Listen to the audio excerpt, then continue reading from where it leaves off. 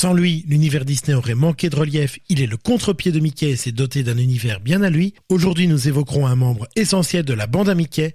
Ça s'est passé un 9 juin 1934. Ça s'est passé en... Disney dans l'histoire. Nicolas Descamps, Corinne Yerno, sur DLRP.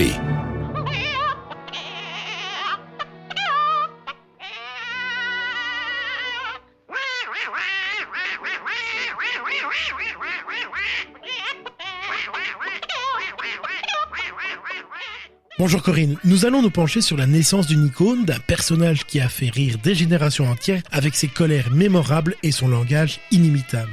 Bonjour Nicolas, 9 juin 1934, c'est la naissance de Donald Fauntleroy Duck, ou plus simplement Donald, le canard le plus célèbre du monde. Et cette naissance et l'évolution du personnage sont une véritable saga pleine de rebondissements et de créativité. Il apparaît pour la première fois dans un court-métrage intitulé The Wise Little Hen, la petite poule avisée en français. Il n'était pas encore le personnage que nous connaissons aujourd'hui, mais il était déjà reconnaissable à son apparence de canard blanc, avec son bec et ses pattes oranges, et son accoutrement de marin.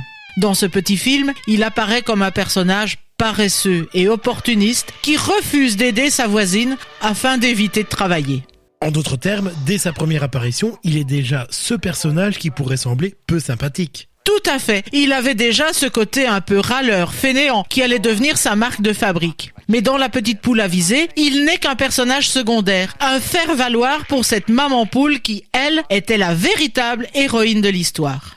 Alors après cette première apparition, comment de personnage secondaire a-t-il évolué pour devenir l'icône que nous connaissons aujourd'hui ? Après cette première apparition, Donald a commencé à faire quelques figurations dans d'autres courts-métrages avec Mickey Mouse. Et petit à petit, il gagne en popularité. C'est à ce moment, en effet, que son personnage a commencé à se développer, à se préciser. Il est devenu plus colérique, plus impulsif, mais en même temps plus attachant. Un élément clé de son évolution a certainement été son langage. Son parler incompréhensible, avec sa voix nasillarde et ses borborigmes, est devenu l'une de ses caractéristiques les plus reconnaissables.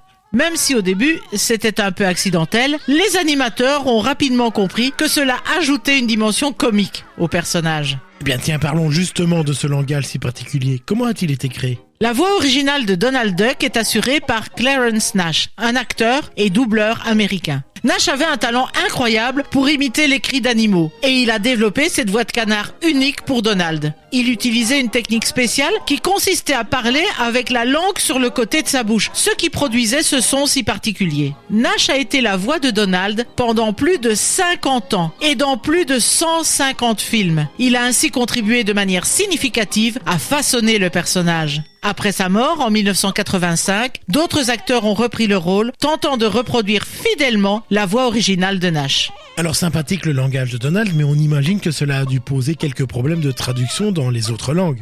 Ah oui, traduire le langage de Donald est un véritable défi pour les doubleurs étrangers. Ils doivent trouver des équivalents dans leur propre langue qui conservent le côté comique et incompréhensible du personnage. C'est un travail d'adaptation très créatif qui relève de l'exploit. Aujourd'hui, c'est Sylvain Caruso, un acteur français, qui donne sa voix française à Donald. Tous les samedis soirs, il y avait ça s'appelait Disney Channel, il y avait un Donald qui passait. Et à la fin, il se mettait à dire « Ah, vivement la semaine prochaine !» Et moi, je disais « Non, il faut dire « Vivement la semaine prochaine !» Et là, il y avait un mec qui s'appelle Bruel, Patrick, qui était avec nous à l'époque, il s'appelait pas encore Patrick Bruel, qui me dit « Mais putain, mais t'es con, putain, mais vas-y, fais un enregistrement, vas-y, c'est vachement bien ce que tu fais !» Et si on en revenait à l'évolution du personnage, si tu veux bien, quels sont les éléments qui ont contribué à son succès ? En réalité, plusieurs facteurs ont contribué au succès de Donald Duck. Tout d'abord, son personnage est très identifiable. Il est colérique, maladroit, et puis il a souvent des problèmes, ce qui le rend très humain, attachant. Les spectateurs peuvent facilement s'identifier à ses frustrations, à ses difficultés. Ensuite, bien sûr, son langage unique. Son apparence comique le rend très amusant à regarder. Ses colères mémorables, ses gaffes sont toujours hilarantes. Et surtout, Donald a bénéficié d'une excellente équipe d'animateurs et de scénaristes qui ont su développer son personnage et créer des histoires captivantes. Dans La petite poule avisée, Donald doit ses traits à Art Babbitt, Dick Bummer et Dick Lundy. Mais c'est ce dernier qui le reprendra et le développera dans le film suivant, Le Gala des orphelins, où il rencontre Mickey.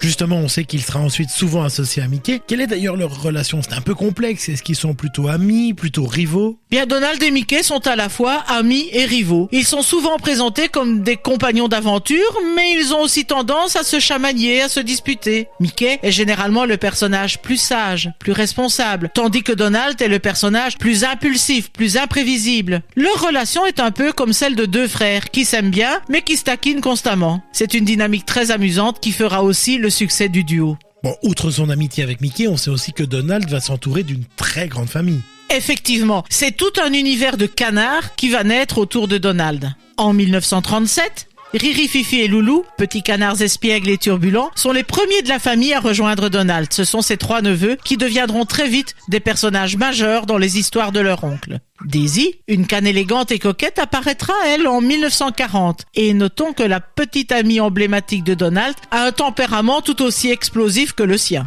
Et puis, il y a Oncle Picsou, qui est né sous le crayon de Karl Barks en 1947. C'est donc dans une BD qu'apparaît le célèbre milliardaire aventurier, radin, mais héroïque. Donc tu veux dire que l'univers va s'enrichir tant à travers l'animation que la BD? Exactement. Karl Barks est certainement au cœur du développement de l'univers des canards. Quand il commence à travailler sur les comics Disney dans les années 40, il va apporter à Donald une vie de famille, un monde cohérent. L'une des plus grandes contributions de Karl Barks, c'est sûrement la création de Donaldville, avec son architecture reconnaissable, sa colline au coffre-fort et ses citoyens hauts en couleur. Il va aussi enrichir l'arbre généalogique des Ducks, avec Picsou, l'oncle milliardaire de Donald, avare et intrépide. Barks a introduit l'idée d'aventure dans les histoires des Ducks. Trésors perdus, civilisations anciennes, voyages temporels. En résumé, Karl Barks n'a pas seulement développé un univers autour de Donald, il l'a inventé. Grâce à lui, le personnage de cartoon est devenu un véritable héros de bande dessinée qui continue d'inspirer petits et grands aujourd'hui encore.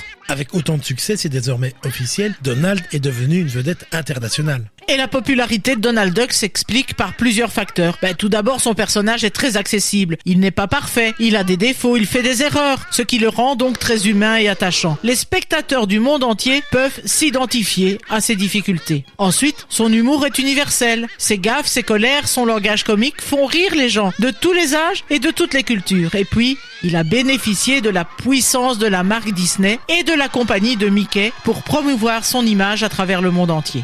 Alors on peut supposer que Donald a su évoluer à travers le temps et s'adapter aux périodes qu'il traverse. Oui, bien sûr, Donald a évolué au fil des décennies, mais il a toujours conservé son essence. Les animateurs ont su adapter son personnage aux différentes époques en lui donnant des rôles, des histoires qui reflètent les préoccupations et les tendances du moment. Par exemple, pendant la Seconde Guerre mondiale, Donald a été utilisé dans des courts-métrages de propagande pour encourager les Américains à soutenir l'effort de guerre. Plus tard, il a été mis en scène dans des histoires plus modernes et plus écologiques. Une personnalité impulsive et colérique qui a su s'adapter à toutes les périodes qu'il a traversées. Merci Corinne pour cette exploration passionnante dans l'histoire et l'évolution de ce canard attachant qui a eu une influence certaine dans l'univers de Disney. Je vous rappelle quant à vous que vous pouvez retrouver cet épisode ainsi que tous les autres sur notre radio sur dlrp.fr et en vous abonnant à notre podcast sur votre plateforme favorite. En tout cas, ça s'est passé un 9 juillet 1934. À bientôt Corinne. À bientôt Nicolas.